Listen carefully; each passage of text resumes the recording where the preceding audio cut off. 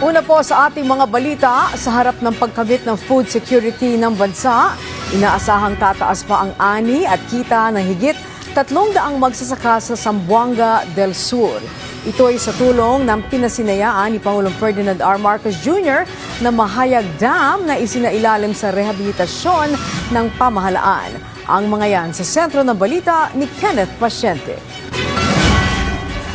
Alinsunod sa adhikain ng pamahalaan na mapadali ang pamumuhay ng mga magsasaka at matiyak ang food security sa bansa, pinasinayaan ni Pangulong Ferdinand R. Marcos Jr. ang pinaganda at mas maayos pang Mahayag Dam sa Barangay Lower sa Lugdaku, Mahayag, Zamboanga del Sur. Sa muling pagbubukas nito, makikinabang ang nasa 3,174 na magsasaka mula sa mga bayan ng Mahayag, Molave, Ramon Magsaysay at Suminot na makatutulong upang magkaroon sila ng mas maaasahang supply ng tubig na magpapalakas sa produksyon at susuporta sa seguridad sa pagkain. Sa pamamagitan ng proyektong ito, inaasahan natin mas mapapabuti ang water diversion, irigasyon at iba pang gawain pang-agrikultura ng rehiyon. Ibig sabihin, magiging tuloy-tuloy na ang supply ng tubig. Hindi lamang mapaparami ang inyong mga ani, mapapanatag din kayo na matutugunan ninyo ang araw-araw ninyong pangangailangan. Bahagi ang dam ng Salug River Irrigation System na nagsusupply ng patubig sa mahigit 8,000 hektarya ng sakahan, kabilang ang mahigit 5,000 hektaryang direktang saklaw ng Mahayag Dam. Dagdag ng Pangulo, malaking tulong din ang newly renovated na Mahayag Dam para manatiling ligtas ang mga komunidad sa panahon ng tag-ulan. Ang nangyari po kasi dito na erode, na dumaan yung tubig sa ilalim kaya't nasira, bumagsak.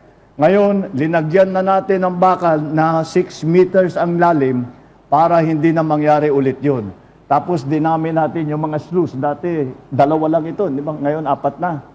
4 na. And pati, tsaka yung meron sila, pagka tumaas masyado yung tubig, meron tayong release na sluice dito na bubuksan para kukunin yung tubig para dadalhin sa ibang mga irrigation system. Tampok din sa aktibidad ang pamamahagi ng 20 solar-powered pump irrigation projects sa nasa mahigit 600 magsasaka sa rehiyon na layong mapataas ang produksyon sa mga liblib at drought-prone areas na kulang sa supply ng kuryente. Kasabay nito ang muling pagtiyak ng Pangulo sa walang patid na pag-agapay sa mga magsasaka, kabilang na ang paglalaan ng mahigit 300 bilyong pisong halaga ng pondo sa sektor ng agrikultura at 63 billion pesos naman sa irrigation projects. Kaisa ng DA, Department of Agriculture, at saka ng NIA, layunin natin na tiyakin ang seguridad sa pagkain at sa kabuhayan sa buong bansa.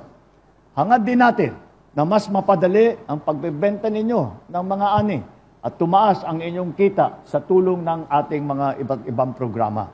Muli namang kinilala ng Presidente ang mga magsasaka sa kanilang sakripisyo sa pagbibigay ng pagkain sa mga Pilipino. Kenneth Pasyente, para sa Pambansang TV, sa Bagong Pilipinas.